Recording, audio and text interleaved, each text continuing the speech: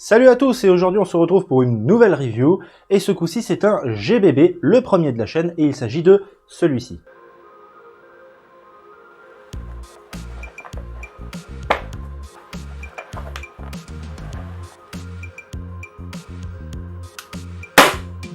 Et oui, le Colt 1911 de chez D-Boy, plus exactement le GBB 786. Alors après, chez D-Boy il y a énormément de Colt, il faut savoir que c'est tous les mêmes, c'est uniquement l'externe qui va changer, nous allons voir ça un petit peu après. Alors avant d'entrer dans le vif du sujet, j'aimerais préciser une petite chose. Ce Colt n'est absolument pas à moi, il est à mon frère plus exactement. C'est un collectionneur cosplayer et il faut savoir que ce Colt a été beaucoup utilisé, notamment dans un holster en tissu. Donc comme ça va nous permettre de voir à quoi celui-ci ressemble après quelques longues semaines d'utilisation. Alors, ce Colt, il est livré dans une mallette, une vraie mallette de transport, avec à l'intérieur de la mousse. Donc ça c'est très bien, donc vous allez pouvoir véritablement réutiliser cette mallette pour tous vos PA. Et puis même si c'est votre premier PA, cette mallette va vous servir véritablement. À l'intérieur vous allez retrouver une tige de nettoyage débourrage qui est très rare avec les GBB en règle générale. Vous allez retrouver un petit outil pour démonter votre Colt. Vous allez retrouver le Colt avec un chargeur supplémentaire et vous allez retrouver un nozzle supplémentaire. Et là, sur le coup du nozzle supplémentaire, je pense qu'on a été très nombreux à se poser cette question.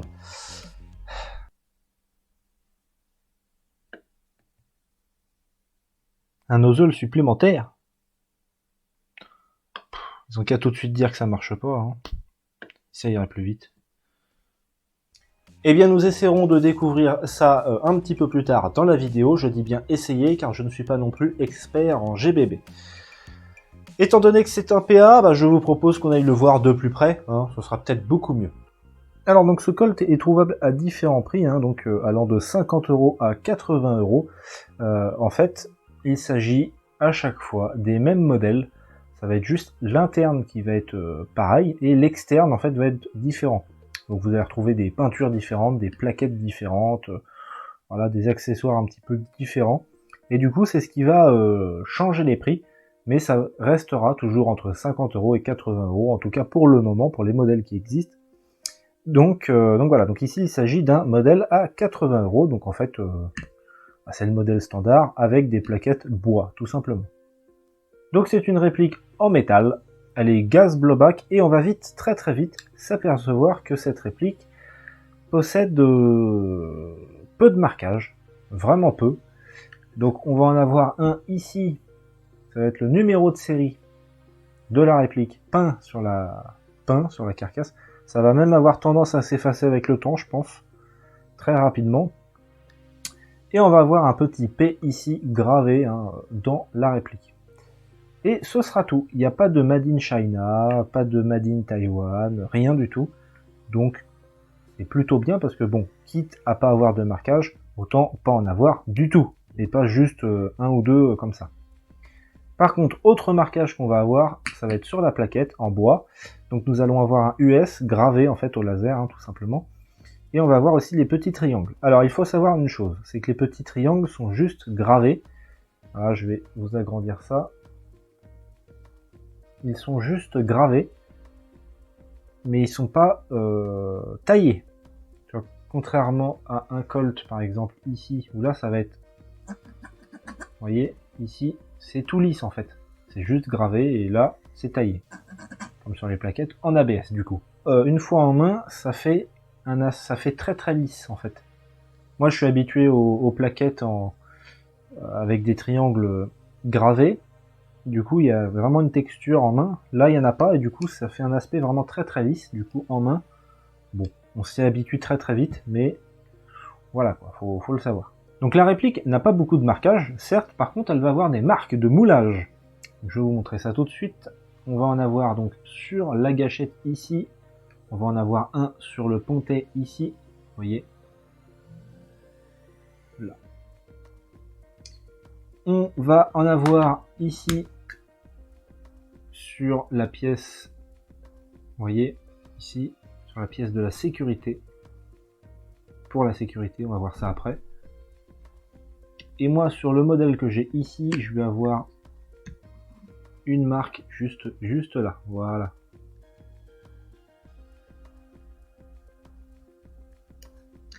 Donc bon, fallait s'y attendre. Honnêtement, faut vraiment avoir l'œil dessus. C'est pas non plus des choses épouvantables, voilà. Mais il faut le savoir. Je sais que chez certains, ça peut les déranger. Donc nous allons pouvoir parler de la peinture. Alors ici, c'est une peinture noire, hein, assez lisse. Tous leurs modèles ont l'air d'avoir des peintures noires. Il y en a certains qui ont d'autres peintures, des peintures marron ou des peintures or. Donc voilà, là c'est le plus lambda, on va dire, c'est noir. Mais c'est pas gris comme ici. Vous voyez, ici là c'est un Colt Kajiworks. Vous voyez la différence. On est sur quelque chose de beaucoup plus gris chez Kajiworks. Voilà, beaucoup plus Seconde Guerre que ici. Là c'est vraiment un noir. C'est noir quoi. Et alors, cette peinture, j'ai été très surpris. Parce que, pour le prix, je vous le disais, c'est une réplique entre 50 et 80 €. Pour le prix, on pourrait s'attendre à une peinture de très mauvaise qualité.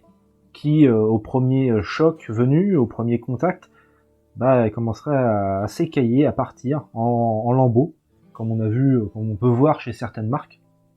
Et bien là, pas du tout. Comme je vous le disais en tout début de vidéo, ce Colt a été beaucoup manipulé, vraiment beaucoup, ce qui fait que on peut savoir maintenant, enfin, je peux vous affirmer que la peinture tient la route, enfin tient la route dans une certaine mesure quand même, mais elle ne s'écaille pas. Vous voyez que là, elle est nickel, hein, enfin ça va quoi. On va avoir quelques petites marques dans les arêtes, sur les arêtes, mais rien de bien méchant, hein, c'est juste une patine naturelle, j'ai envie de vous dire. Donc franchement, pour le coup, la peinture tient. Voilà. S'il y en a qui se posaient cette question-là, la peinture tient. Et je peux vous le garantir. Alors, petite note supplémentaire, les plaquettes en bois, d'origine, elles sont assez blanches, assez pâles. Donc, bon, c'est à vous de savoir si vous voulez faire une finition dessus ou pas. Ici, alors ça se voit pas forcément à la caméra, mais maintenant elles sont devenues un petit peu marron au fil des utilisations. Elles se sont un peu, elles sont devenues un petit peu plus foncées avec le temps. Voilà, mais d'origine elles sont vraiment très pâles, très blanches. Donc voilà, ça va savoir. Le bois n'a pas subi de finition particulière, il est plutôt brut. Voilà, il n'y a pas véritablement de finition. Alors au niveau des organes de visée, bon c'est des organes de visée type 1911. Hein. Ça n'a rien à voir avec des trucs ultra modernes comme ici par exemple. Voilà, ici et là. Là, on est vraiment sur du basique, ça ne bouge pas. C'est très classique. Donc, bon, moi j'aime bien. Après, voilà, hein, chacun ses goûts.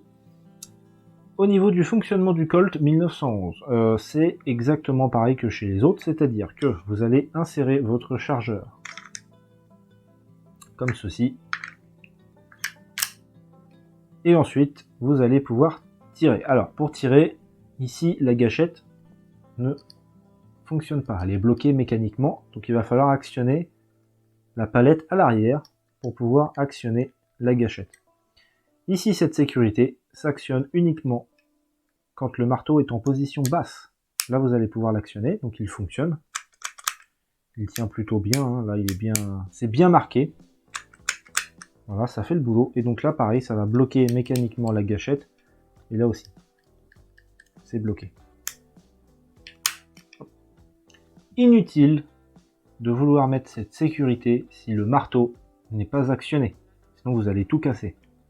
Alors comment ça se comporte quand on a du gaz dans le chargeur? Donc vous insérez votre chargeur avec du gaz, évidemment. Et donc là, vous n'allez pas pouvoir tirer. Ça ne va pas fonctionner. Même si vous actionnez le marteau comme ceci, ça ne fonctionnera pas. Il faut armer la culasse. Donc là, il n'y a pas de bille.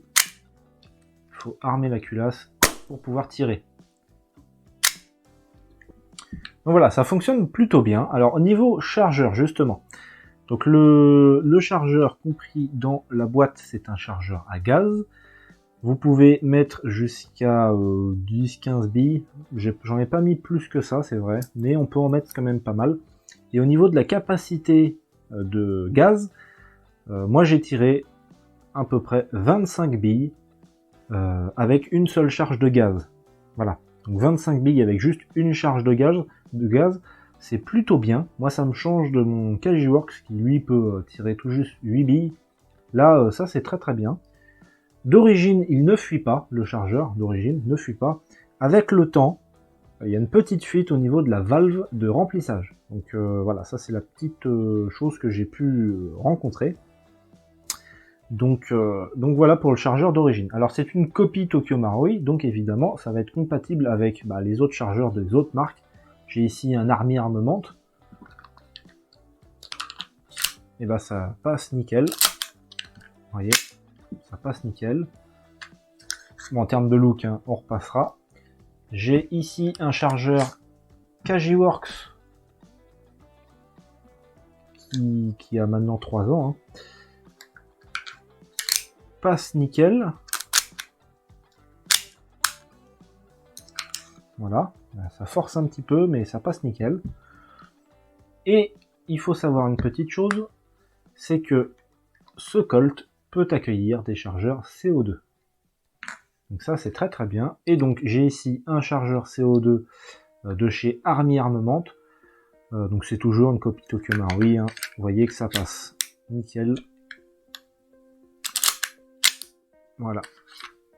Donc c'est assez bien puisque du coup en termes de compatibilité chargeur, il y a ce qu'il faut et en plus on peut jouer en été comme en hiver. Alors bien évidemment entretien oblige. Hein. Il faut entretenir son GBB. Je vous mets une vidéo en description pour savoir entretenir son GBB pour ceux qui débutent un petit peu dans tout ça.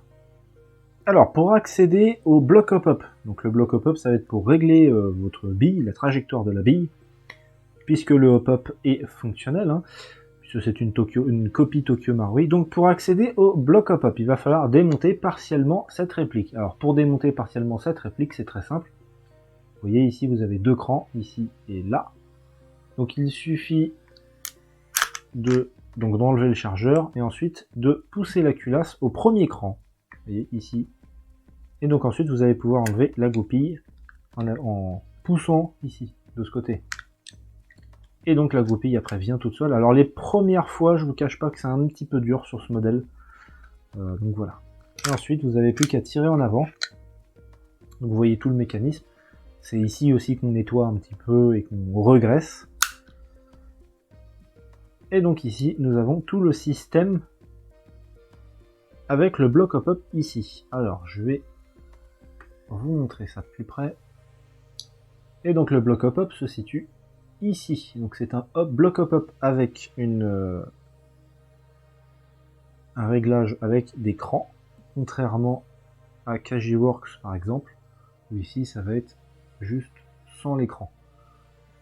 Donc ici le bloc est fonctionnel, d'origine il est réglé à fond de l'autre côté, il est réglé à fond en fait, ce qui fait que moi quand je jouais avec de la 0,20, la bille s'envolait, tout simplement. Donc moi je l'ai réglé dans l'autre sens, pas tout à fait à fond, mais presque en tout cas, et là du coup je peux tirer de la 0,20 vraiment très très droit, sur plus de 30 mètres, donc ça c'est très très bien. Donc le bloc hop-up est ici, hein.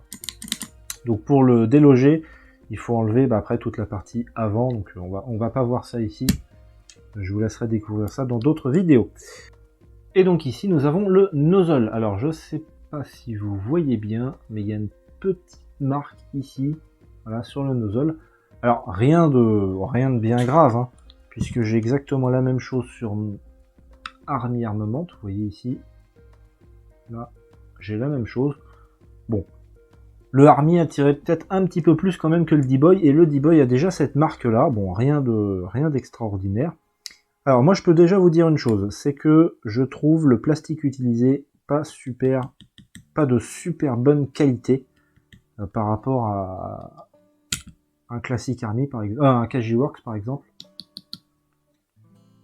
ou un Army Armament. Hein. Le Army Armament a un plastique quand même un petit peu plus costaud aussi, que là chez D-Boy ça fait vraiment très plastique quoi.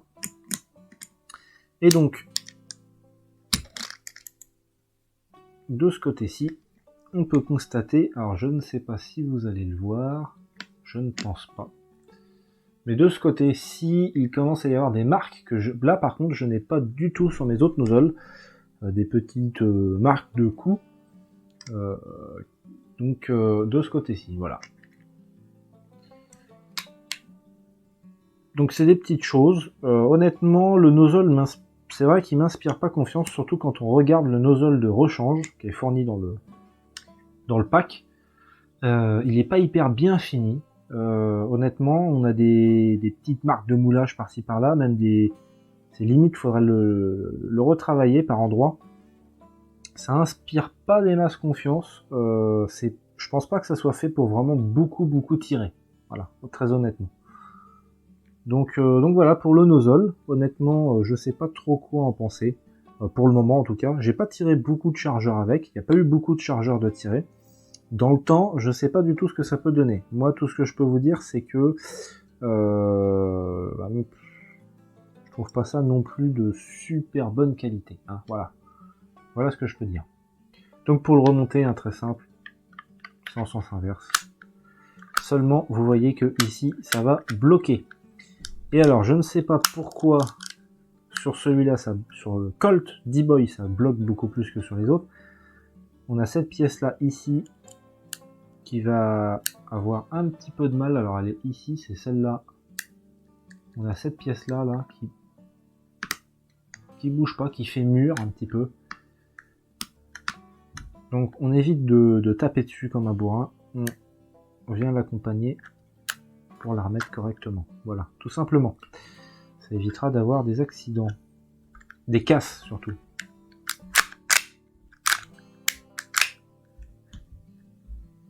Alors, sur ce Colt, dernière petite chose, j'ai remarqué une petite chose qui, je dois dire, me chagrine un petit peu. C'est à l'arrière, en fait, ici. Vous voyez, ici. La culasse n'est pas alignée avec le pistolet. Normalement, elle devrait être comme ça, à peu près. Et pas comme ça. Ce qui fait qu'il y a un décalage. Et il faut savoir que quand vous allez tirer, l'arrêt de tir ne va pas fonctionner à tous les coups. Moi, j'ai constaté à peu près que ça va fonctionner 2 coups sur 3. L'arrêt de tir. Du coup, c'est un petit peu gênant. Et je pense que ça vient de là, en fait. Parce que quand on compare, par exemple, ici avec le Cagiworks, ici, vous voyez que c'est aligné. Alors qu'ici, c'est pas du tout aligné. Ce qui fait que la culasse va pas reculer assez, en fait, pour venir choper l'arrêt de tir. Alors pas tout le temps, seulement des fois. Je vous dis 2 coups sur 3, ça va fonctionner. Donc il y a un coup sur 3 où ça va pas fonctionner. Et ça va peut-être gêner certains joueurs. Vous voyez là, il y a vraiment un écart de 2 mm tout juste. Mais je pense que ça peut en gêner plus d'un. Bien, donc maintenant que nous avons fait le tour de ce Colt de chez D-Boy, nous allons pouvoir aller regarder un petit peu ce qu'il va donner au chrony, ce qu'il va donner sur cible, et ensuite je vais vous donner mon avis parce que ce Colt est fait uniquement pour une seule catégorie de joueurs. Donc nous allons découvrir ça juste après.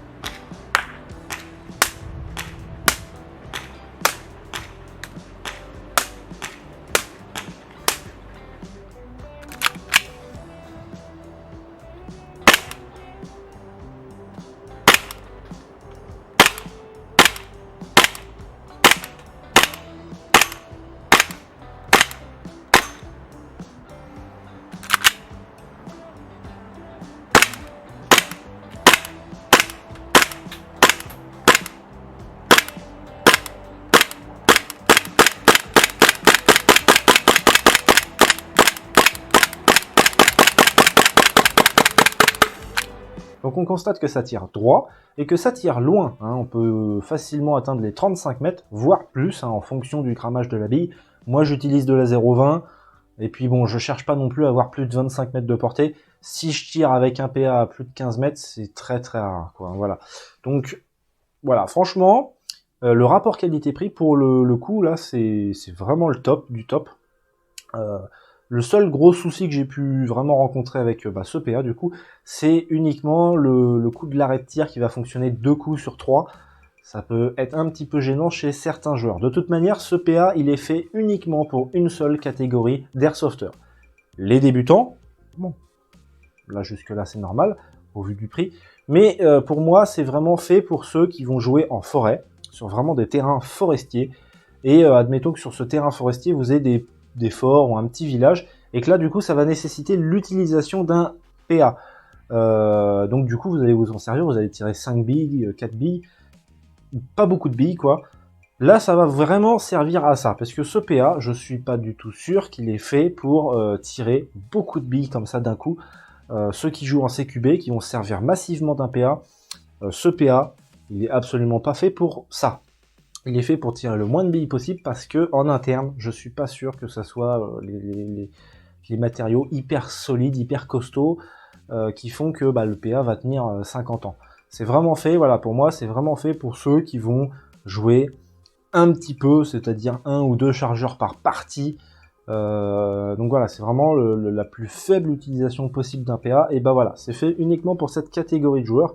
J'en fais partie, hein, voilà, j'ai un PA dans mon holster, et souvent il reste dans le holster toute la partie. Mais des fois, ça peut servir. Donc voilà, pour moi, ce PA sert uniquement à ceux qui vont jouer plus en forêt, mais vraiment forêt, hein, voilà. Donc, voilà ce qui va conclure cette vidéo, j'espère qu'elle vous aura plu. Si vous avez ce PA, dites-le nous en commentaire. Est-ce que il vous plaît, est-ce qu'il ne vous plaît pas? Est-ce que vous avez rencontré des problèmes? Ou au contraire, aucun? Dites-nous tout en commentaire, je me ferai une joie de tous les lire. Abonnez-vous, likez, commentez, partagez, c'est très très important. Dans la description, vous retrouverez un lien vers mon site CSRD Airsoft Shop, sur lequel vous retrouverez mon ebook, Upgrader votre AEG pour vos besoins. Vous retrouverez également une partie blog avec des articles de blog en lien à l'airsoft. Vous retrouverez également un lien vers ma page Tipeee pour que vous puissiez faire des dons pour m'aider sur le côté matériel des vidéos et surtout pour le Tour de France de l'airsoft. Allez, moi je vous dis à dans 15 jours pour une prochaine vidéo. Ce sera une vidéo tuto, on va bricoler un bloc hop-up de MP5. Allez, à plus.